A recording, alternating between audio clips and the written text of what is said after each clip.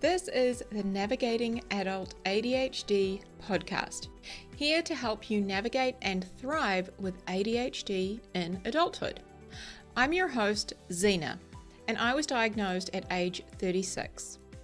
As with many ADHDers, I have a rebellious and non-conformist style, and that means that there will likely be swearing in the coming episode. Please be mindful of any little people.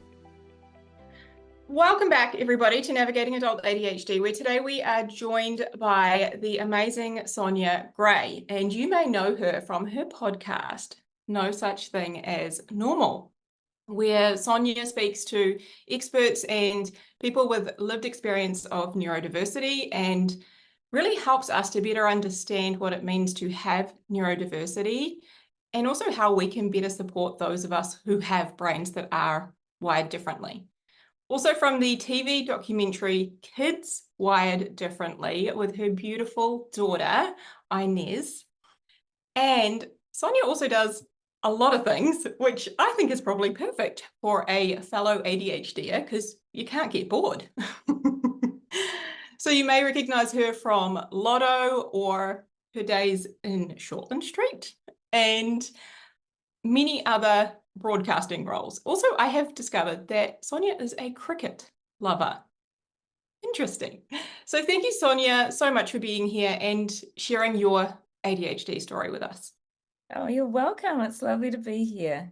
Awesome. Let's dive in start out by telling us, how did you discover that you have ADHD?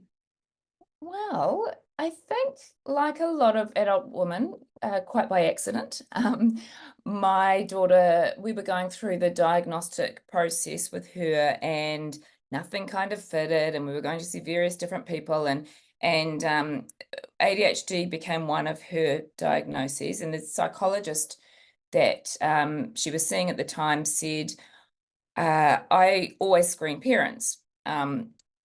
Like that's just how I do it. And I was like, hey, dude, I do not have ADHD. That's not me. And he said, just do the test, Sonia, just do the test. So I did this, the pre-screening kind of thing. And he rang me on a Friday night, which I thought was odd, and said, oh, hey, I'm not ringing about Inez, I'm ringing about you. And I was like, oh, okay. And he said, I got your results from the pre-screening and you scored 100% for ADHD. And I was like, oh, okay. And I mean, I'm quite competitive, so 100% sounds great to me, but I was like, I don't really understand this.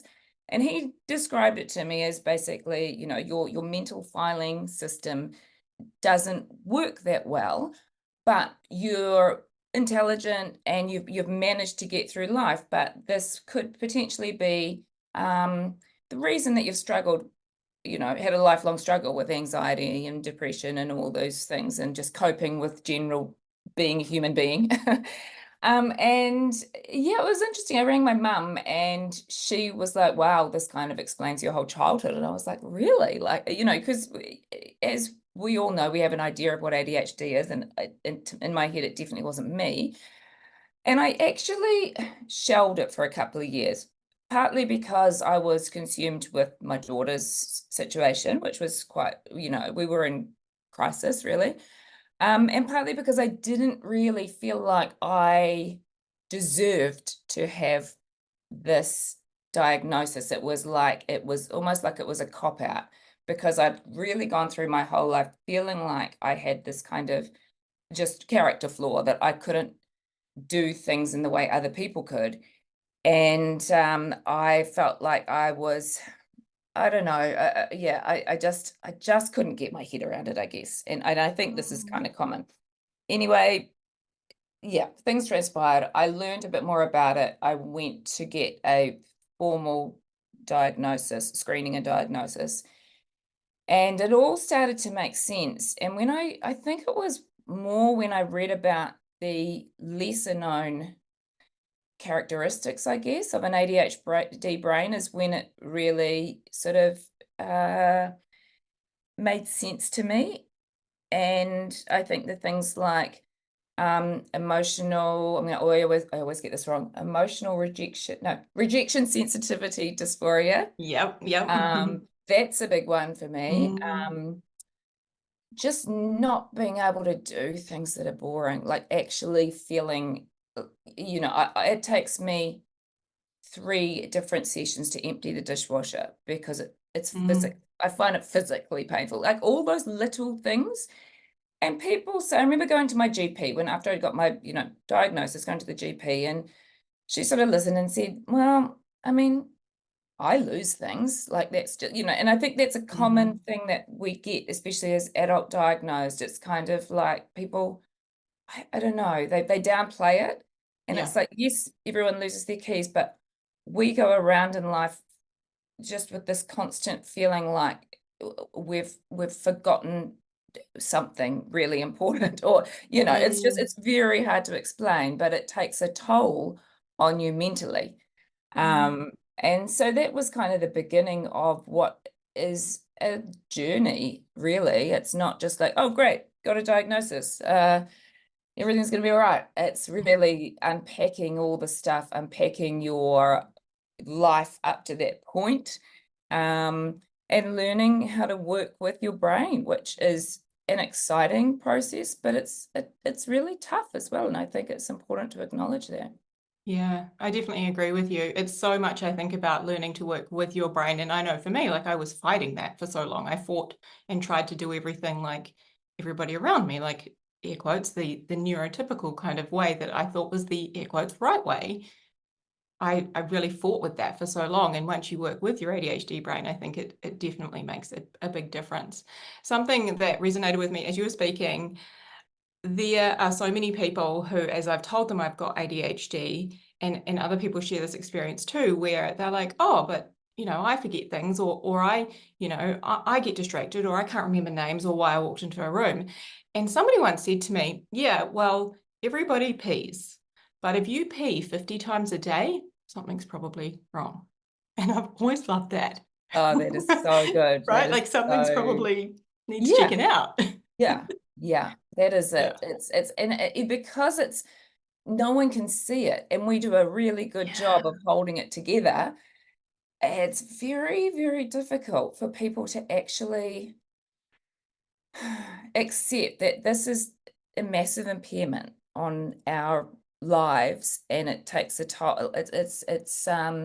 And this is in the work I do. This is kind of almost the most important thing that I'm trying to, or the biggest challenge, I guess, is trying to find a way to express and explain to society that this is a thing. This is not just kids behaving badly or adults just trying to find the easy way out or whatever. It's really real, and does take a real toll on us. On the other side, if we're in environments that are supportive and we feel okay about telling people where we need support, then we'll fly, you know, Mm, and mm. that's good for everybody. Yeah, I agree with you. It's really hard to find that balance of explaining, like, there are some things that are very difficult or challenging for us. And, the behavior that you may see is because there's such a struggle inside under the surface and you can't see that. But also, it's the balance of, and it comes with like a lot of positive attributes that we can foster in kids or in ourselves and, acknowledge and celebrate. So it's like a Yeah, difficult yeah. balance sometimes to kind of clearly articulate. Oh, totally. And I think, there's a lot of things that have led up to. I mean, look at the diagnostic criteria. It's all about what we can't do. For all the Yes. neurodivergent diagnoses, it's all about the negatives. There's nothing Mhm. to say that, ADHD is a creative and think outside the square. And, that's not in the criteria. Mhm. So from that starting point, that medical model is just I don't know. There is something wrong with you. So no wonder there's a stigma Yeah. about it. No wonder, when I first got that phone call on a Friday night, and I texted my 2 of my really good friends, and I was like, "Oh my God, I think I have ADHD," and they were like, "Oh, I'm so sorry, Son." And I was like, because I hadn't felt like it was a negative. I just didn't think I wasn't sure that I did have it, but that's they saw it as shit, this is a bad this is a bad Yes. thing. Yes. And yeah, it would be wonderful to get to a point where you receive a diagnosis and it's like, hey, this is freaking cool. Like these are all the things Yes. you may struggle with, A, B, or C, but there's ways to work around that. But Yeah. let's focus on all these wonderful, amazing things that you can do. And I want to clarify that by saying that not everyone has all the wonderful things in this, we're all Yeah. different, but It's varied. Yeah. it tends to be that ADHDers do have all these just super, when there's something we're interested in, we just go and go and go and go. And, often to our detriment, but, Yeah. it's just like I always think in an educational setting, when you have a teacher that recognizes what the kid is into, and this is with across the board, dyslexics, autistic, all the neurodivergence, find the thing that they're into and help them learn through that because that'll get Yes. them on board. Otherwise, it's just noise, Yeah. it's just Yeah. noise.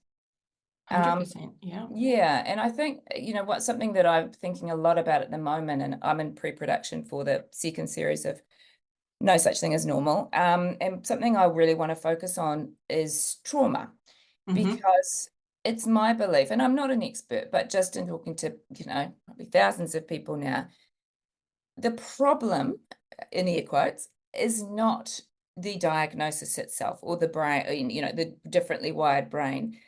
It's what we come to understand about ourselves from the earlier stage, Mm-hmm. that the way we are in the world is wrong.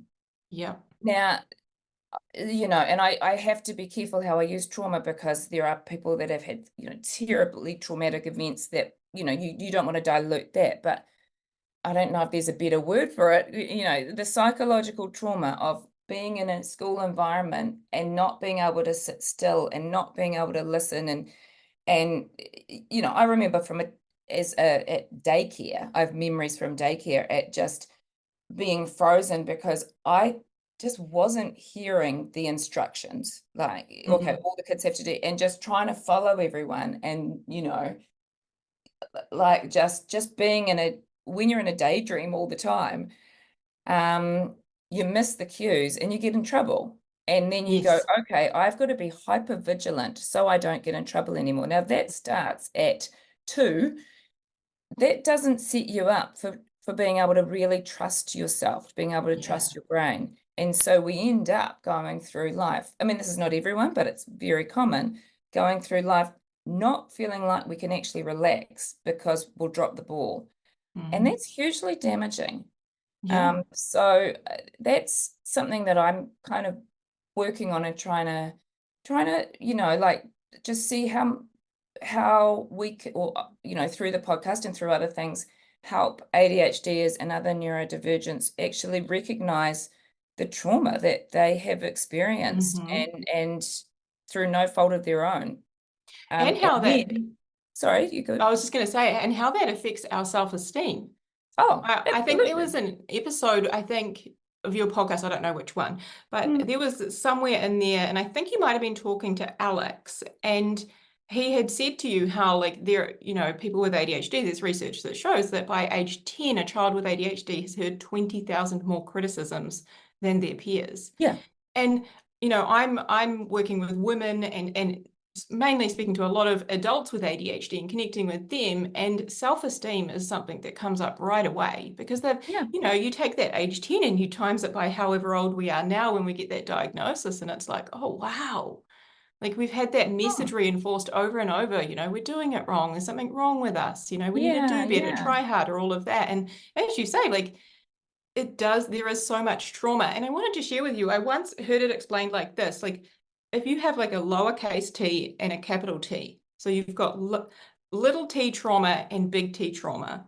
And sometimes it helps to explain it to somebody and differentiating that, big T trauma is some of the things that many of us would commonly associate with trauma, which is perhaps somebody who has gone to war or been through, an assault of some form.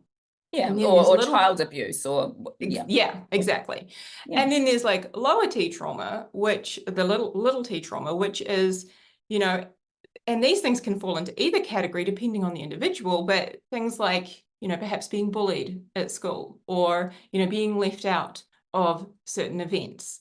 Like there are things that all of us have experienced, every human being has experienced, that fit into that little T trauma category. And I think for those of us with ADHD, we have experienced so much trauma, potentially in both of those categories, if we were to, kind yeah. of put it on a scale like that. Absolutely. And if you think about ADHD is tend to be hugely sensitive, very Yeah. sensitive. So, Yeah. say in my situation, it wasn't that I was told off a lot or told I was wrong, but implicitly you get that message. And so Yes. you go, okay, this is how I am expected to behave. This does not come naturally to me. I've got to put all my energy into being like this because it's me that's wrong. Yeah. And to quote Taylor Swift, the problem is me. And that's yeah, it's very, that's interesting that, yeah, the little T. So it is post-traumatic stress or complex post-traumatic stress disorder, not necessarily from, yeah, a big T trauma event, but multiple kind of attacks on who you are. And Yeah. through Yeah. nobody's fault. I think that's the other thing that's kind of important, because you meet this resistance from society when you uh just try and talk about any of these things. It's like, oh no, no, no, well, everyone needs to be able to do this, and so you've kind of got to go gently, gently. It's like it's no one's fault. It's just the way Mm. society is set up. There isn't really space to be not good at those little the things that everyone's meant to be good at. Yeah. And now I can't think of any of those things because they're kind of subtle, and being on time, Yeah. and as an adult answering emails. And for Mm. example, for you to get me on here, I am so sorry, took a long time, because like I love this actual bit, the interviewing is great, but when an email comes in, a request, it's just like, okay, how do I deal with this? And I have a lot of them, and I can't categorize them in my mind, and it all feels Mm. overwhelming. And I just put it in the to-do list, which grows and grows and grows and grows and grows. And that stuff is the hard bit. Yeah. Um, and I'm always really aware of that when I'm, trying to talk to people who are neurodivergent. That is, I don't know why it's so hard for us. I mean, you might have a Yeah. better, you might be able to articulate Oh, it. I feel the same way about emails. I actually captured that, and I think it might have been in your Two Beers podcast, is it? Between Two Beers, that Oh, yeah, yeah, podcast? yeah. Yeah, yeah, yeah. You guys had talked about emails, and I was like, oh my God, me too. The same with emails. I'm like, that's just one of the things. I would rather have a conversation with somebody. I would rather, send a voice message or something like that, but we don't have to reply in written form. For my brain, it's like, and I think this probably comes down to our executive functions, right? Because Totally, the various totally. managers of our brain are all trying to communicate together and work together to formulate this email and do these actions and write things on a to-do list. And they're just like, ugh, like they don't play well together sometimes. So, it's easier to go and do something else and close the laptop, at least for me. Oh yeah, it is. But it weighs on you. It's still there, and you Yes. feel, then there's the guilt, and then there's all the other Yes. things. And people, your husband or wife or whatever might say, just why don't you just do it? Just like Yeah. tap it out, send it. And it's Yeah. like, I want to. You don't understand. I really want to. Or the one I often get is like, but it's not that hard. I'm like, Mm. oh, but it is. It's different Yeah, in here. Like I know the activity of typing things and writing things and replying and pushing the button. That sounds simple, but all of the things that go into that, it's a multi-step process. it is a multi-step process. However, if there is a time pressure, I can Oh do it. yeah. Yeah, yeah. Give me a time pressure, but Yeah. otherwise it's like, Yeah. and that goes links to this our relationship with time, which is all a bit warped. Hmm. And if it doesn't have to be done right now, then do we have to do it? Yes, it would be better. We know we know rationally it would be great to do it now and get it out the way, but I don't know why it doesn't work like that. I also think sometimes, like, I'll tell people, like, sometimes there's a dopamine element there as well. Like, we've also been taught that, what was that book? Eat the Frog, like, do the hardest thing first. And I really don't think that that is supportive of ADHD brains, in that if you try and get us to do the hard thing, like, there's going to be a lot of resistance. Whereas if there's something on that list that we can do that's easy or that we want to do, like, we get that win and we start to build the dopamine, which helps us to progress towards the harder thing. So I definitely think there's like a dopamine element in there as Oh, well. dopamine is, we are dopamine driven and Yeah. you find yourself, don't know if you do this, but if I've got things I have to do that are not, like answering emails that don't give me any dopamine, I might start doing one and then I'll go to a game on my phone Oh to yeah. get a dopamine hit. Totally. And then but then I'm lost and I've moved on somewhere else and I've never answered the email and Yeah, it's all over. But yeah, the dopamine thing is massive. And totally. yeah, Yeah. we have to just kind of remember that. But that's the wonderful thing about understanding it. You then understand it's not your fault. And so Yes. now I'm quite good when I remember at just noticing when I do have to do those admin type things like tax, which is the bane of my existence, or something like that. I just notice how I'm feeling. And one thing that I notice I do, because I find it taxing, excuse the pun, is I stop breathing. Oh, Because, yeah, interesting. and then I read about this Mm. thing called email apnea, which I can't remember, someone came up with it. And it's not, I don't think they were talking about ADHD as exclusively, but I would encourage your listeners to just notice what they do when they are trying to formulate an email and get through something that's giving them no dopamine, because we're making it worse for ourselves by holding our breath. Yeah. Yeah. So just Yeah. notice I'm if gonna you pay do that attention. and you need to stop and do the long deep breaths and exhale a Mm-hmm. bit more slowly. And just because what we're doing is if we're holding our breath or breathing really shallowly, we're going into that panic state. And Mm-hmm. then our frontal lobe is completely out. Yeah, we So we activate can't fight do or it. flight. So it's Yeah. all just this terrible, yeah. So Yeah. that's kind of interesting. Just the Oh yeah. noticing, being curious as to what is going on in your body and brain when you're trying to do these tasks that you're really struggling with. Yeah. Oh, I love that. I wrote it down. So the email apnea, and I'm definitely going to pay attention to that. Thank you. Yeah. Hey, one thing I'm very curious about is when, like, after you got your ADHD diagnosis and you started doing a bit more research and kind of understanding what that meant and how it has impacted you, did you become more ADHD? Oh, that's interesting. Maybe because I have slowly lost the hyper-vigilance. I Mm, mean, I do take the stimulant medication, which is hmm. really helpful. I mean, Yep. that is a constant tweaking process and has its pros Hmm. and cons. But when I'm when I'm filming, I'm filming a show at the moment, which means I have to retain a lot of information and just, yeah, my executive functioning needs to be on form. So I need it for that. But yeah, they have become more ADHD. One thing I do think, and I want to talk to an expert about this. I was diagnosed inattentive ADHD. Hmm. And as I look back at my childhood and kind of just, and just look inside at how I react to certain things, I actually think there's a lot of hyperactivity there that's been dulled. And Mm. I think this is common for women.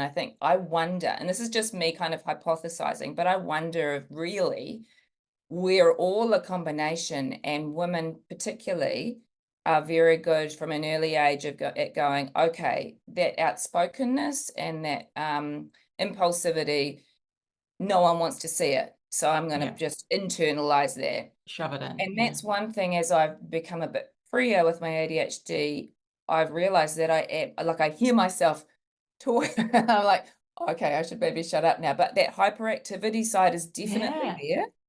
And it's Yeah. interesting because as a child, I was pathologically shy. My diagnosis was pathologically shy. And now, I'm talking to my mum. It's like, I think that, just going back to that, you realize the way you are in the world is not right. I think actually I'm a loudmouth that has an opinion and has it, Yeah. but it's like I can't trust my brain, so I'll just be quiet. Yeah. I don't know, who knows, but it's interesting Yeah. kind of yeah, what do you think? I mean, are you inattentive or a combination So of I'm combined. Yeah, I'm okay. combined. But I have noticed ever since diagnosis that I have become more, I would say my hyperactive side has definitely come out more. Like I now, like I have like lots of fidgety things around here. Like I'm always kind of moving or stimming in some way and doing something. Like the hyperactive in me was definitely shoved inside, and that Yeah, has become way more visible. Like when I'm in this seat, like I move around, I get up, I sit down, I move my legs, I change my position like all the time. And before, I think I had really kind of shoved that in.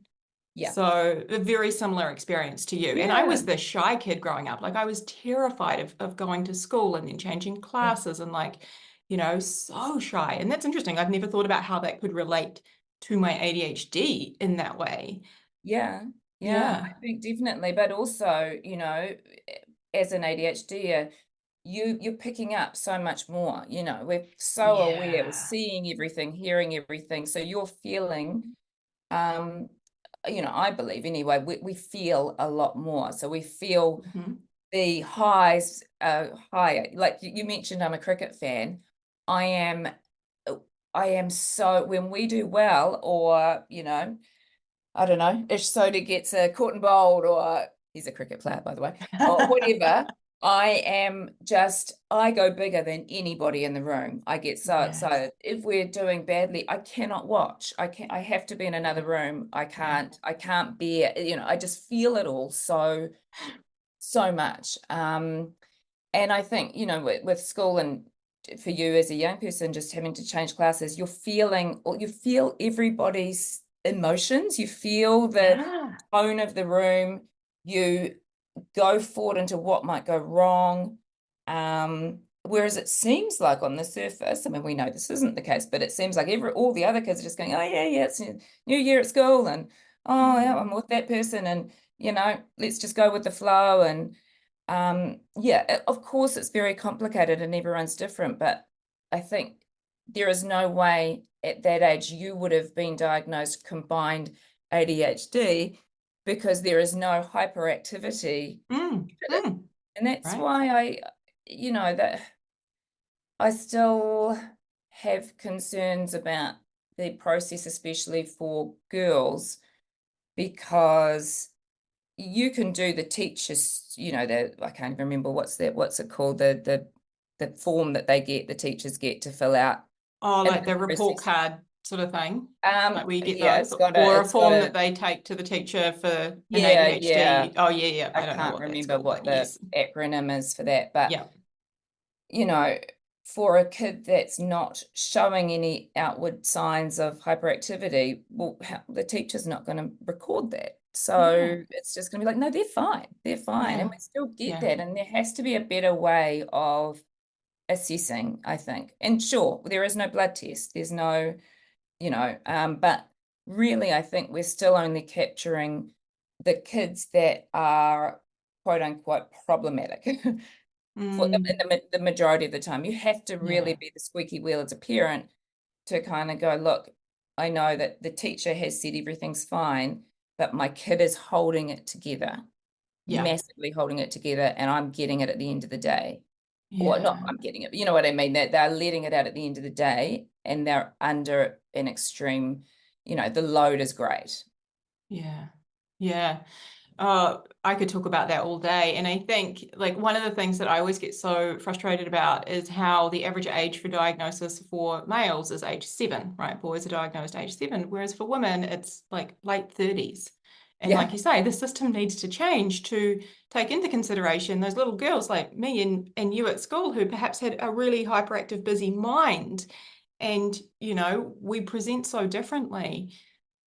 something Yeah, needs to change to yeah. take into consideration those people. Yeah, definitely. Yeah, and to also, you know, if I think back to my school days, I mean, I did well at school, but I mean, God, I just like I don't think anything really went in class.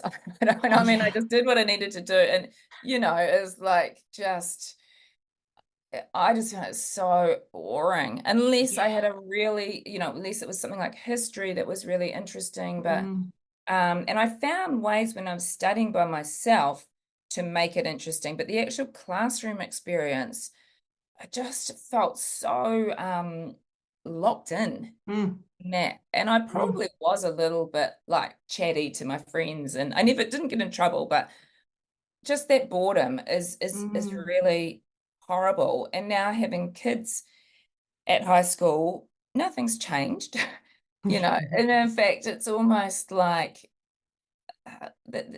Yeah, it's just school to me feels like it's crowd control and excelling and excellence and not really finding out what it is about that. How are you? How is this Yeah, child?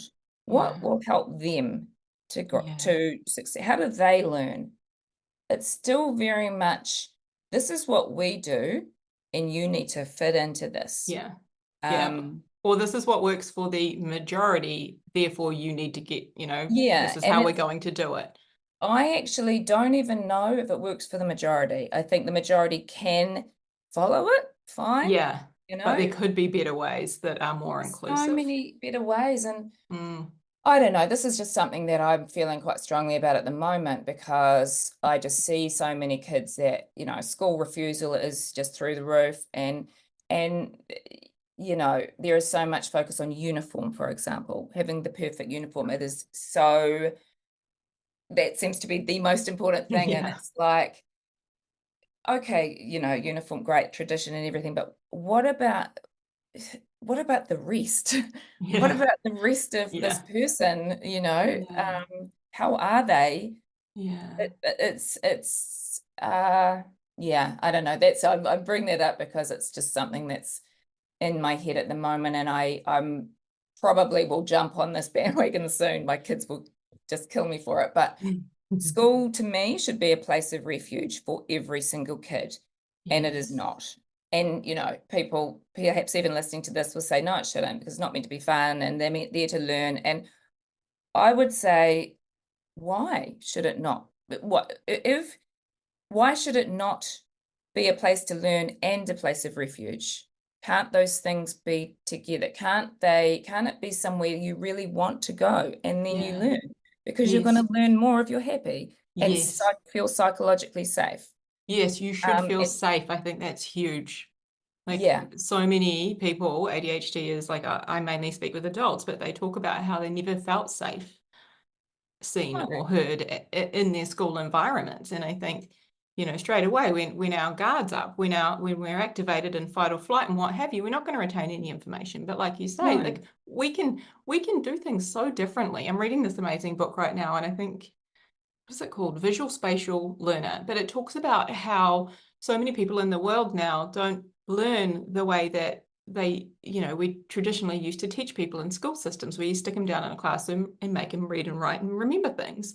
And it talks about how when we open up what that looks like to teach people with visual diagrams and stories and with creative things with their hands, when we do that, everyone benefits. exactly, Everyone.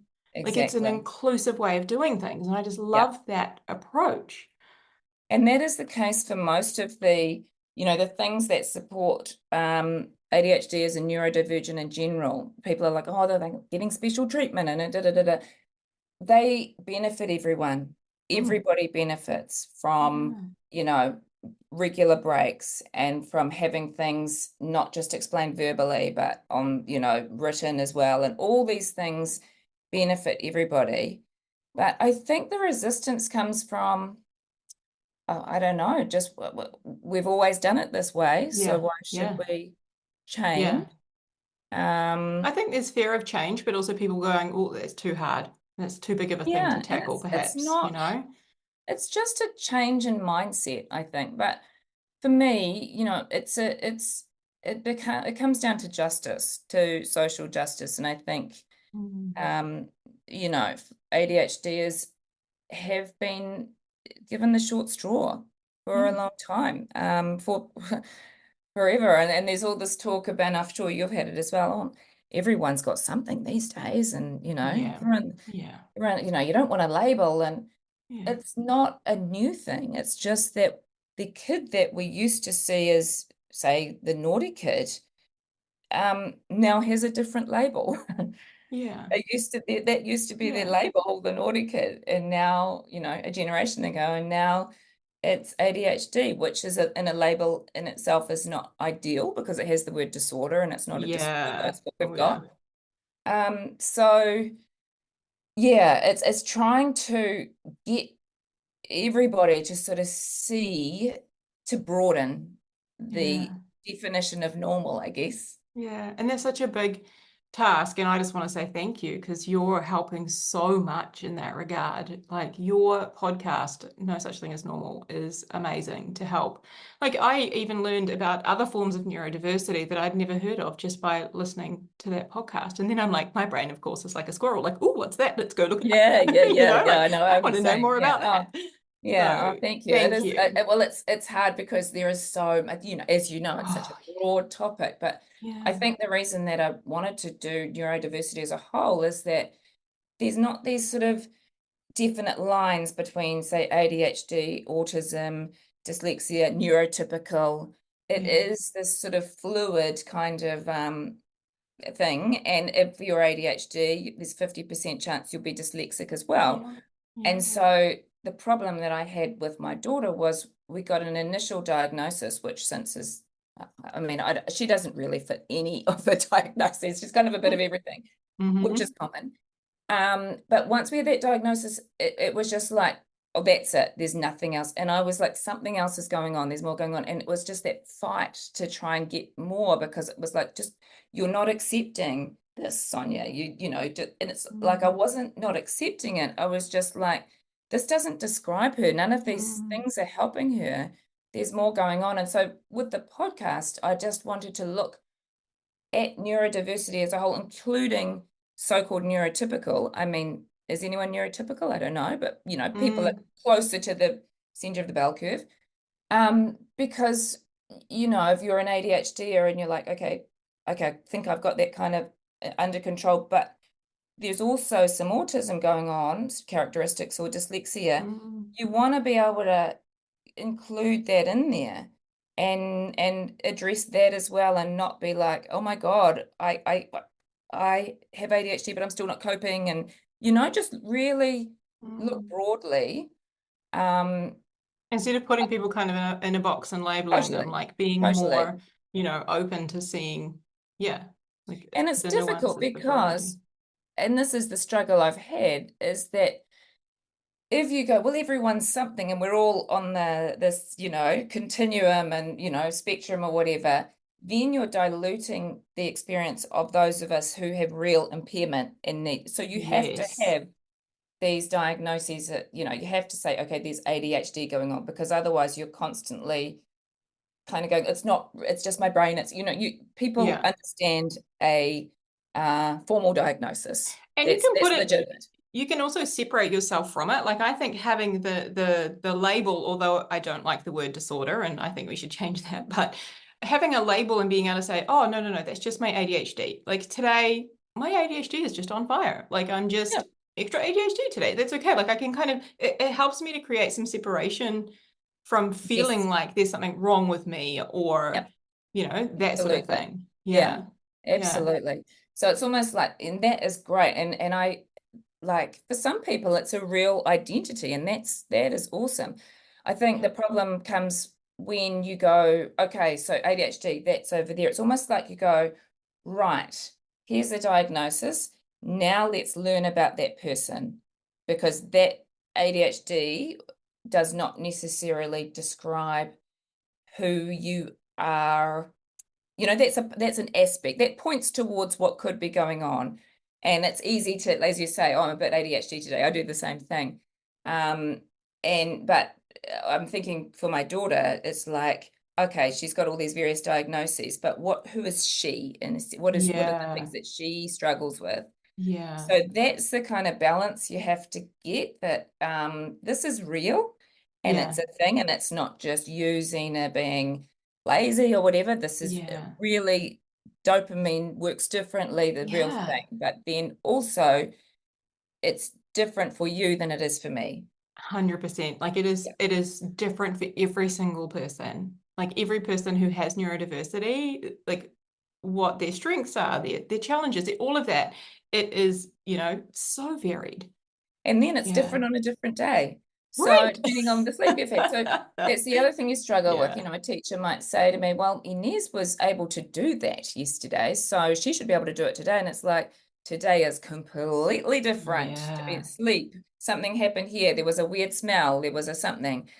And that's hard for people to get their head around, because we want to be able to make sense of things and go, okay, A plus B equals C. If we do that, and that equals that. So it's a very challenging thing for the outside world to understand. And you have to respect that. I don't think if Yeah. I didn't have Inez and wasn't ADHD myself, I know that I would struggle to understand it. Definitely. Yeah. And I want to add to that, like when you're talking about like sleep can be a factor, I want to just put it out there, like a woman who has a cycle, that can be a very big factor too.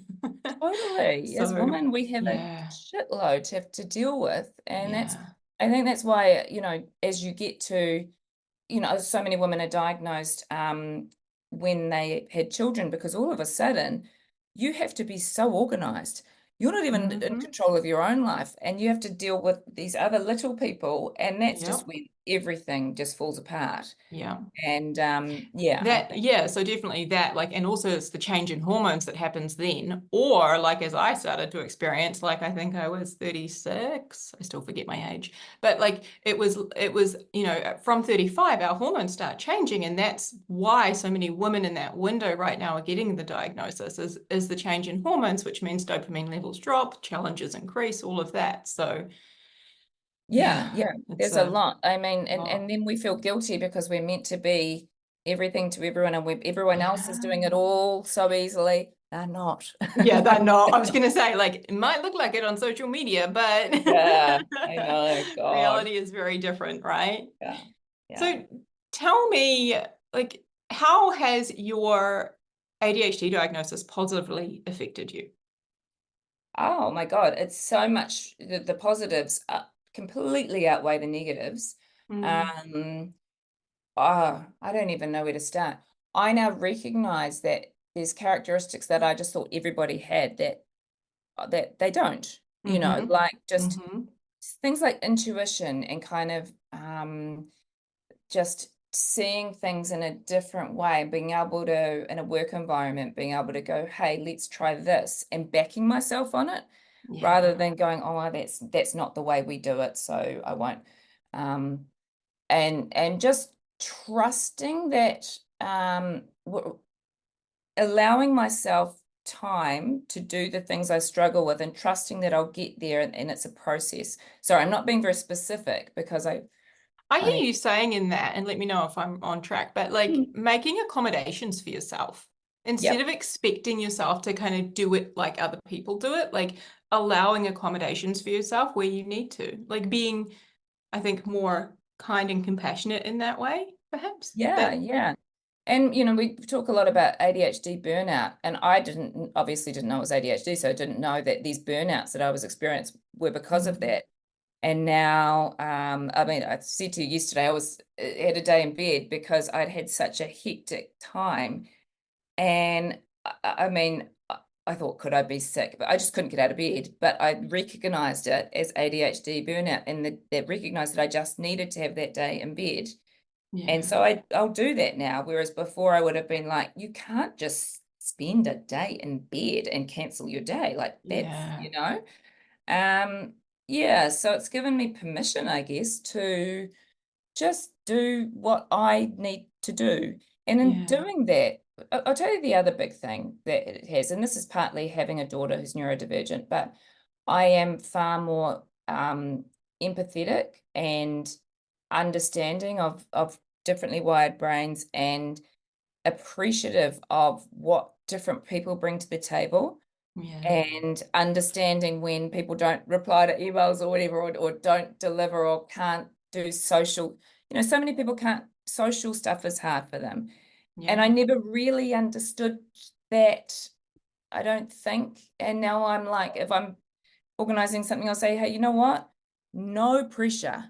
Or if you Mm. want to come, be there for 5 minutes and go, that's great. If you don't want to come at all, that's great. Like, I just don't want to be that person that adds another bit of pressure to Mm. somebody's life. Mm. Oh, I love that. Yeah. And I think like there's so much more awareness, really. Yeah. Yeah, So much. yeah. It's a great, it's very freeing to kind of Yeah. just, we go through it, and I don't know, especially parents get a hard time, and it seems to be okay to kind of go sit down for coffee with another mum and have a gossip about another kid and their parents, and what that mum did that, and if that was my kid, I would do that, and that's somehow allowable. And A, it's damaging, and B, it's just wrong. Like, we Yeah. just have this idea that parents should do things the way we're doing them, when we have no idea what the family situation is like, what that kid is like at home, what the parents are Mm-hmm. going through, what their personal, perhaps neurodivergent battles are. If the best we could do, if we want to do or say anything, is ask if we can give any support if we're seeing that something isn't, Yeah. and that's something that I want to talk about in my next series of my podcast, because I Mm. feel like there's a lot of people that are really liberal and loving, but still feel like it's okay to place judgment on other parents. Mm-hmm. And that's, I don't believe that is okay. Yeah. Oh, I'm with you. I'm so 100% with you. And it's funny because I have learned that, and through all of this research on ADHD and all the lessons and stuff, that many people with ADHD, we have a very strong value of justice and Mm, integrity. And yeah. like I see that shining through in you as well. And I'm like, Oh my yes, God, I'm here yeah. for that. Oh my gosh, yeah, yeah, it is. And, Yeah. all these things, you're like, I mean, friends saying to me, why do you care so much about that?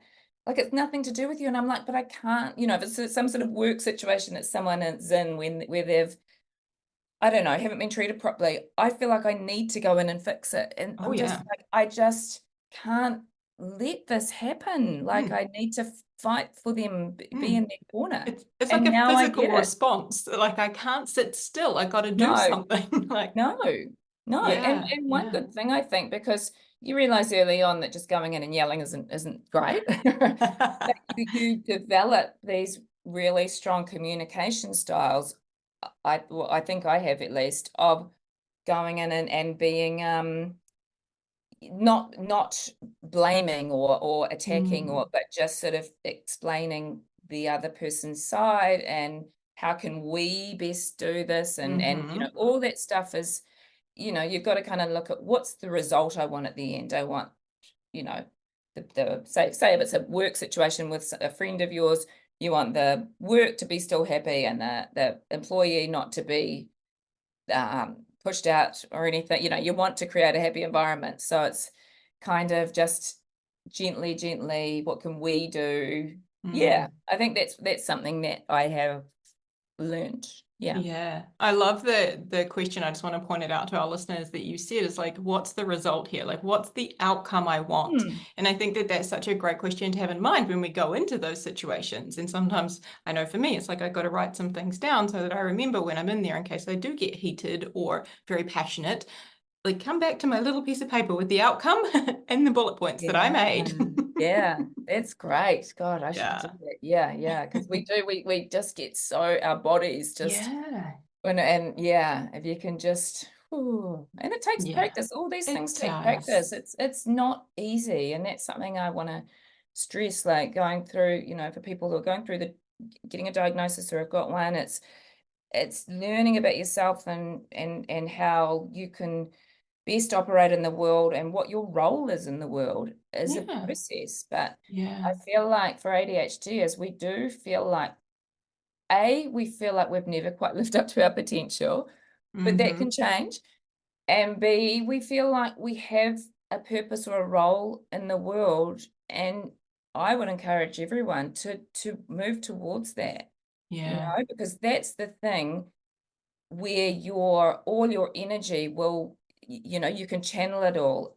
It won't be as effective over doing something that you struggle with because there's not enough dopamine or whatever, Yeah, it's boring, totally. Yeah. but that combination of that just need for justice and passion and creativity and thinking outside the square means that we can make a real difference in the world or in our community. And that's really valuable. Yeah. And it will be difficult personally to get over the lots of different barriers it takes to get through that. But once you are, I think you'll fly, Yeah. 100%. Yeah.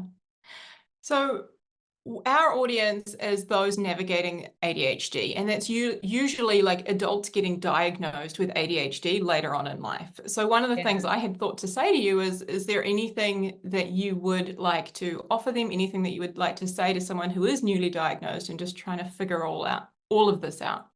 Yeah, well, this wasn't the case for me, but for a lot of people, there is a lot of anger and heartbreak Mhm. at having lived a life where they haven't been understood and they haven't lived up to their potential. And I think that it's a grieving process, and I think that's Yeah. something you will naturally go through, and it's not uncommon. But alongside that is you wouldn't be the person you are without having gone through that, like those difficult years. I think all of that helps for this next phase of your life, Yeah. Yeah. Um, so yeah, then just sort of embracing it as much as you want to. There's no rules. There are no rules. Hmm. That is the biggest thing. You tell who you want to tell, you don't tell who you don't want to tell. Yeah. And this is really important, a diagnosis is only useful if it's useful to you. So you are not under any obligation to tell anyone or to take it on in Mhm. any way if you don't want to. Um, and yeah, but also gosh, it's so hard because everyone's different. But if you go down the medication route, to know that it might take 5, 10 times to tweak that medication in a way that it works for you. That's your right to Mhm. keep going back. You don't, if Mhm. somebody tells you, no, we're that's what it is. You're working with that, and there are lots of different options, not that many in New Zealand, but there are. Mhm. So to do your research and to know that it is your right to Mhm. keep tweaking that, because two people exactly the same age, weight, whatever, may have completely different needs when it comes to medication. And Yeah. saying that too, medication is just a very small piece of the Yeah. puzzle. It's not a silver bullet.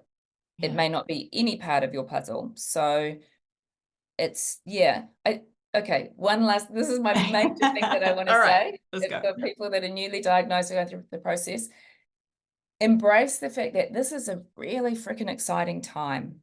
Yeah. And exciting times always have highs and lows, but you're getting to learn about yourself, who Yeah. authentically you really are. You've never had that opportunity to be you before, and this is it. And I think for some people, it helps finding a community of other women who are ADHD, and so that you can just go, I do belong. Like the real Mhm. me is actually okay. It's more than okay. It's to be celebrated. And I think Yes. you'll find, even if it takes a few years, that you'll kind of fall in love with this new you that has this freedom. So Yeah. yeah, it's well, as much as it's a bit of a shock and all that sort of stuff, I'm excited for you. Yes. Oh my gosh. Thank you so much. That was beautiful. I love that. And everybody should know that you are doing a season 2 of your Yes, I podcast. am. And I am looking for a lot of people to be a part of the podcast, those with lived experience. So I will tap Yeah. you, Zena. But Oh, if please. anyone Yeah. does, want to tell their story in as much as little detail as possible, there might be a spot for you. So I don't know what the best way to get me, maybe on my Instagram. I'll tag your Instagram in the show Yeah, notes tag for me people, on, and they can yeah, just send and you yeah. a message and reach out. Yeah. Yeah, okay. Yeah, that would be great. Yeah.